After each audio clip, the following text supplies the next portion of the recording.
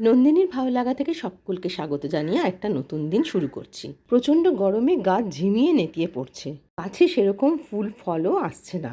এই সময় কলার খোসা ভেজানো জল একমাত্র গাছের মোক্ষম খাবার। কলার খোসা বালতিতে ভিজিয়ে রেখে আমি সেই বালতি ছায়াতে রেখেছিলাম। অন্তত 3 দিন কলার খোসা জলে ভিজিয়ে রাখতে হবে।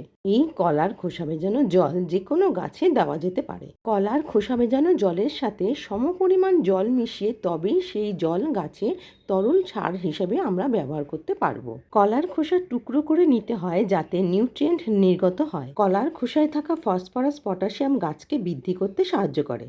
গাছে অল্প সময়ে ফুল ও ফল ধরাতে কলার খোসা ভেজানো জল তরল সার হিসেবে ব্যবহার করা হয়। মাসে 2 বার কলার খোসা ভেজানো জল গাছে দেওয়া যেতে পারে। বাড়তি পটাশিয়াম ফুল ও ফলের গাছের বিশেষ উপকারী। কমেন্টস করে জানিও কেমন লাগলো। নিজে হাতে ফল পেয়েছি তাই তোমাদের সাথে শেয়ার করলাম।